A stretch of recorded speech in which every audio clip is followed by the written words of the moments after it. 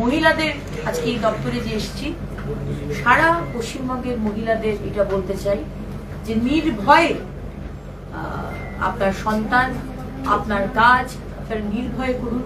8টার পর বেরোতে পারবেন না, থানাতে গেলে থানা এফআইআর নেবে না, এই দিন শেষ হয়ে গেছে। সুতরাং আমি সেই আশ্বাস দিতে চাই আমার মহিলা বোনদের, মাসিমা, কাকিমা সবাইকে, যে মাথা উঁচু করে আমরা বাঁচবো।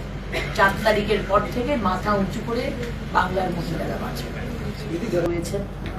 এবং বাকি যারা দুর্নীতিগ্রস্ত মানুষ, যারা আমাদের দামোদর নদীর মতো নদীগুলোকে শেষ করে দিয়েছেন বালি চুরি করে, যারা কয়লা, পাথর, আমাদের সরকারের সম্পত্তি, বাংলার মানুষের সম্পত্তি, সেগুলো পরিবেশকে নষ্ট করেছেন, সবার কাছে এই মেসেজ আমাদের সম্মানীয় মুখ্যমন্ত্রী গতকাল দিয়ে দিয়েছেন, লিগ্যাল কাজ ছাড়া কোনো কাজ আমরা করতে দেব না।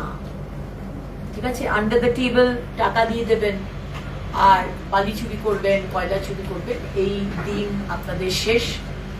এবং যারা যা করেছে তার তো ফাইল খোলা হবেই, সেটা আমাদের মাননীয় মুখ্যমন্ত্রী বলেই দিয়েছে। সে অভয়াই বলুন, কয়লা চুরি বলুন, আর বালি চুরি বলুন, আর যে কোনো বিষয় বলুন। সুতরাং সতর্ক হয়ে যান। আর তাদেরকেও আমি সতর্ক করতে চাই যারা বিজেপির ঝান্ডা নিয়ে ভাবছেন, এতদিন হয়তো তৃণমূল বা অন্য দল করতেন, আজকে বিজেপি ঝান্ডা নিয়ে ভাবছেন আপনি বিরাট বিজেপি সমর্থক বা কার্যকর্তার, আপনি এইসব কাজগুলো দেখবেন। বিজেপির সমর্থকদেরও বলবো, আর যারা সেজে আছেন বিজেপির সমর্থক হিসেবে তাদেরও বলবো, জিরো টলারেন্স টু করাপশন।